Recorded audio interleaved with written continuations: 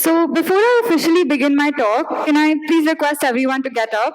I know it's been a long day and we could all use a little bit of an energizer. Thank you so much. Now, everyone who's found their North Stars, please sit down. You're the people who know that this is it. This is what I'm going to do for the rest of my life.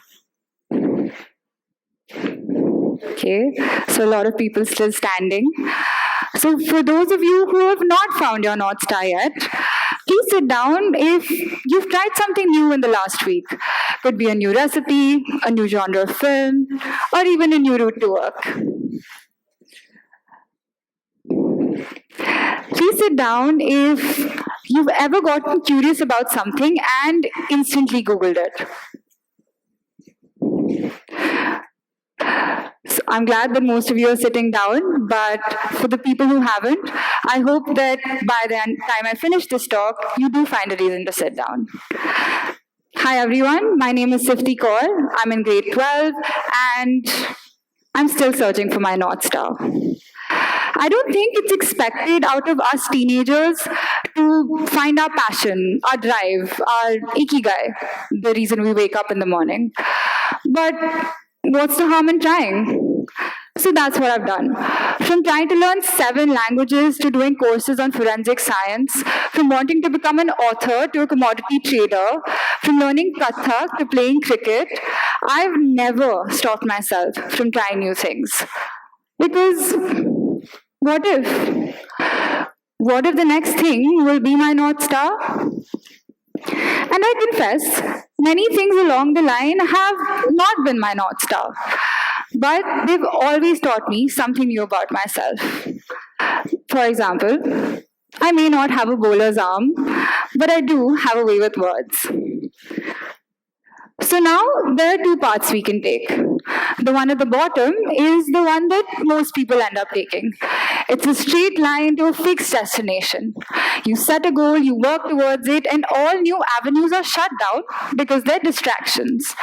This path is efficient, it's predictable, and it works for many people. Just not for me. The one on top is a path much more like mine. It has all those lefts and turns and detours and loopholes and messy paths filled with what ifs. Like, what if I tried debating? I didn't like the public speaking part much, but I love the research and the discussions we had on global issues. So, how about journalism? Cut to 4 years later, and I'm the editor-in-chief of our school magazine. What I'm trying to get at is, if we don't try new things, how will we know that we like them? Or better, that we don't? Finding your North Star isn't about committing to the first thing you come across. It's about letting yourself explore and find it. Curiosity is what you can lean on to give you that intrinsic energy to explore your North Star. And you may ask, what's the best way to stay curious?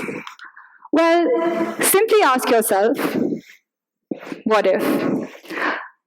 What if I put my phone down for a second and learned something new?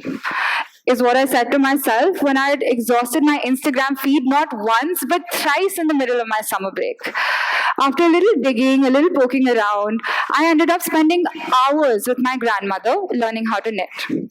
And a week later, I had my first scarf. Okay, I know what you're thinking. Knitting is not an essential skill for a teenager.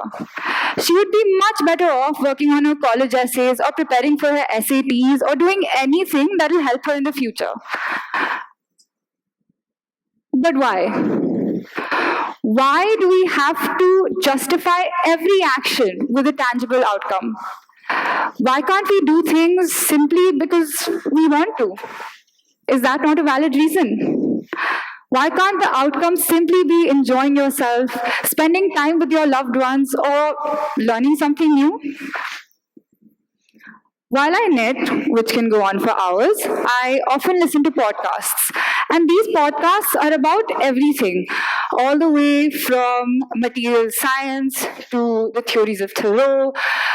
And maybe these little things have been leading me to my North Star all along.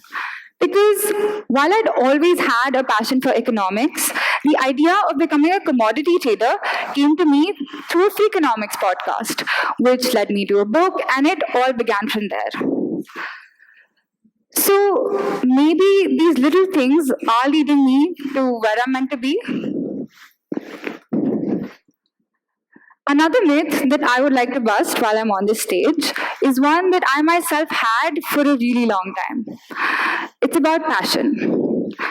So when they tell me to choose between economics and chemistry, they often advise me, do what your heart tells you to, follow your passion.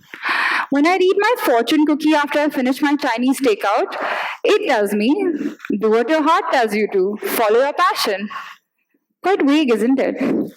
But how can you be passionate about something without ever trying it first? The truth is, you do something, you fall in love with it, and then it becomes your passion. You don't just say, oh, I'm passionate about physics, and go head first into quantum mechanics. You do physics, you do the kinematic equations, you realize you like those equations, you start finding physics in every aspect of your life, you fall in love with it, and then it becomes your passion.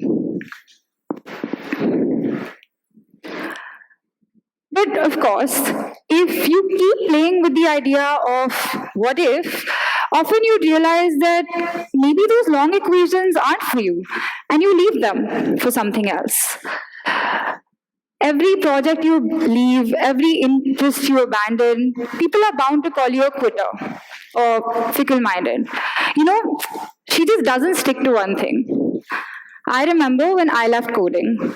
For context, my dad is a software engineer, and he spent a lot of his time trying to instill that same passion for computers into me. So as a result, I've spent countless months of my time and energy doing projects and tutorials, and I won't lie, I was pretty good at them. But my heart just wasn't in it. So I trusted my instincts, and I left it.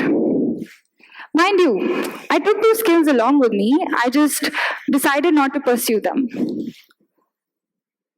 Why leave something when you have so much potential? They tell me. I hate that word, potential. The only thing that I could tell them was that I gave it a shot, it just wasn't for me. This is the idea of the sunk cost fallacy, where you stick to things just because you initially invested your time and effort into it. Often this stops people from trying new things because you're already stuck in one and you just continue along that path, even though maybe that path isn't for you. Other people are too scared to try new things because what if they get stuck in that path? But this is what I believe.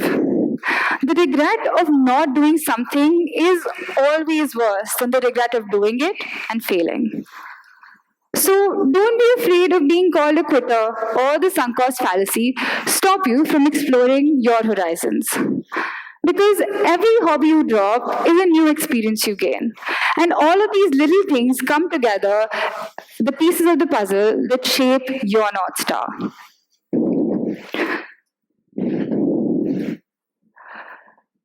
So, for example, I may not have enjoyed computers, but I love the idea of the logic and the analysis and the fact that after I put in all that effort, I would press run and a program would work.